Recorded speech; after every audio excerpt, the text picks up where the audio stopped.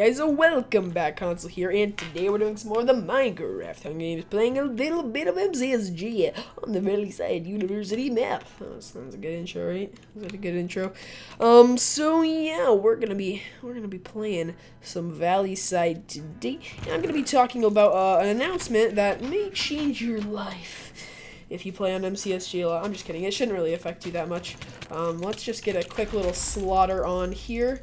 Looking good. Why not, right? Okay, let's get whoever this is. Neil. Anyways, yeah. Thanks for watching. Just kidding. You're done. But there is an announcement that has been made about a month ago, to be honest with you. It's been around for quite a while. And I have a thing on my nose. It really itches. And you know, it's interesting because it's quite, you know, it's quite important, and you know, you really wouldn't know about it unless, you know, you were a frequenter of the MCSG forums, which is interesting, that they wouldn't, you know, put an announcement in game or whatnot, but anyways, I'll just be explaining it here for those of you who play MCSG and want to know, but, you know, don't really, you know, frequent the forums a lot or whatever.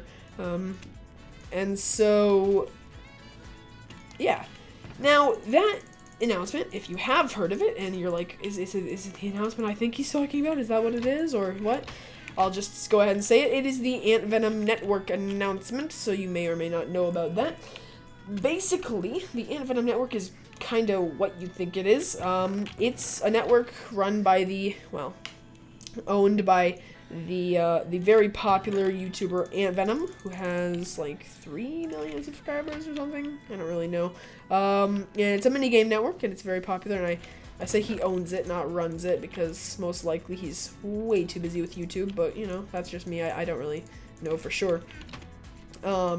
But it's a very good network. It has a lot of original mini-games. It doesn't really have, I don't think, any mini-games that are like anywhere else, unless the other place copied them. I think they're all original. And the ideas are very good. And Chad the DJ, using the funds on MCSG, which I guess there must have been a surplus of. He must have gotten, you know, a lot more donations than expected one month, and, you know, had a lot more than just the money that he required to pay for the server. And he actually purchased the AntVenom network. That means he owns all the rights to all the games and basically everything. So the AntVenom network will be merging with MCSG. Now both of them will go under the name MCGamer. They will not both go under AntVenom. Don't worry. That would be weird. But all of those games will be eventually coming over here. Now this whole thing kind of began when I was a moderator, when I actually first got moderator, and that was like 3 months ago. And only about a month ago, they actually made the public announcement. Oh wait, does this not have iron pants? Okay, there we go. They made the public announcement on the forums, but it really didn't get out there because it's, you know, not a lot of people check the forums who play the game. And if they do, they don't check them constantly. But basically, you know, this can be big, you know, and it won't really affect us, but I mean, as the people who play survival games, like, as a friggin' religion, and, you know, it'll be cool because we can bring in all these new faces. Currently, like, every single person who plays on the MCGamer network plays survival games. I mean, you might play, Cortical for fun, or, I guess, Zed Chase and MCTF2, even though neither of those are too popular. But, you know, it's all based around this one game, which is MCSG. And I think Chad is making an effort to, expand the fan base of the network by, by opening up to all these new faces who, you know, I'm sure, you know, I don't play the AntVenom network, but I'm sure there are people there that, you know, play it like day and night, and there's a really strong community, I'm sure.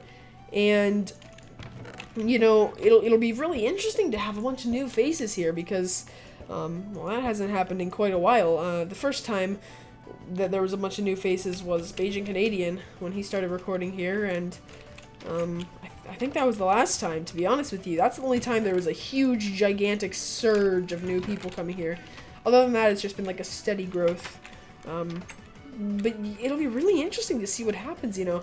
And there's a chance that, you know, it'll become completely two different communities. And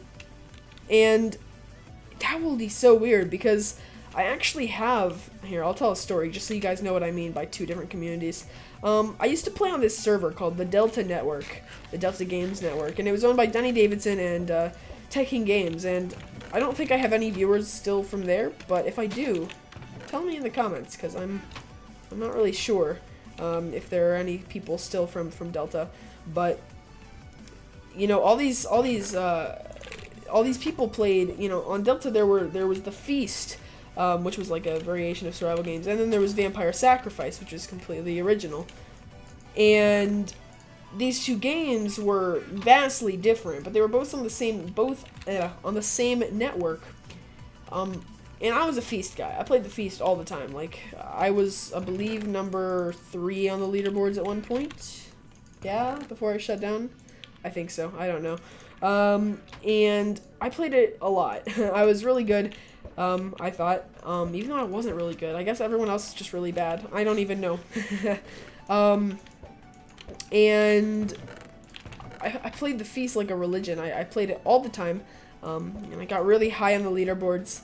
And it was interesting because it was a really small network. There were like a few other smaller games, and there was The Feast and Vampire Sacrifice, and all of the smaller games had one server, and then The Feast and Vampire Sacrifice had it was kind of cool actually how those worked. There was one server, and if that server filled up, or if the population of the entire network went past a certain boundary, more servers would open. So I believe the max of servers was 4, but usually there were only like 2 ever open. There were only enough people for 2.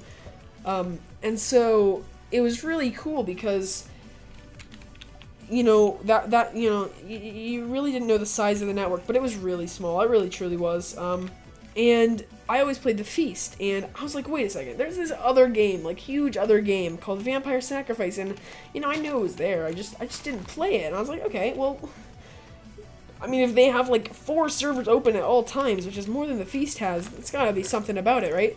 And the thing about the Feast was it was so like community oriented. Like, I would play a game and I would, like, it was a 24-person game, just like survival games, and I would know every single person in the game. I kid you not, every single name I would know, because it was just like such a community thing. And I knew so many people. And then I go into the freaking Vampire Sacrifice, and there you have like a full game of people that I've never met before. I mean, I repeatedly in the Feast saw the same people over and over, and then boom, a bunch of people I've never seen before. And I checked their stats. Oh my god, that Flint and Steel spam. And they all have like 15,000 games played, and I'm just like, not 15,000, like 1,500 games played. You're gonna freaking go for me, of course you are. And I don't have a bow, which is going to be a little bit of a problem here, yeah. You know, oh, this is everyone in the game, isn't it? Oh, dang. I don't really want to... Oh, boy. Oh, boy. I got the bow, I think. I gotta run out of here, though. Let's get out. I think I got the bow, so if I can just get a little bit of time to equip it. Perfect. Looking good. So, you know, and I go over there, and these people have, like, 1,500 games played, and I'm like, I've never seen these people. Like, what is this? It's like 2 different communities on the same server, and I'd never seen such a thing. Boom, clean up crew. That's what I like to see. Grape apple sauce. That was crazy. Clean up crew. I gotta get these arrows. Oh my god, so many arrows. Dude, holy smokes. Dude, that cleanup crew was so great though. Anyways, you know, it was like 2 separate communities, and I kind of fear that MCSG will become the same thing. And I don't really fear it because it wouldn't be a huge issue, but just like, what if that happened? Like, that would be so weird, in my opinion. Like, there aren't 2 communities right now, but if they're, like, if these people just come over and then, like, I think what Chad is trying to do here is trying to create a more diverse community, but still a community nonetheless. And my fear for him, you know, like, personally, like, I'm like, I don't know if that's gonna work, man, because honestly, oh, we got these diamond boots, let's go. Honestly, like, I feel as though it'll just create like a separated community. I mean, feel free to leave your feel free to leave your thoughts on the subject matter in the description, or in the comments. I always say the description. But this is a really nicely chosen topic. It took up like the entire video exactly. No more. Oh, you're lagging. Too bad. He's ghosting. Alright, well, I don't feel too bad. Just kidding. Sorry. I really hate getting ghost killed myself, so I can feel your pain. But thank you guys so much for watching this episode of the Minecraft Hunger Games. And I'll see you guys next time. Bye-bye.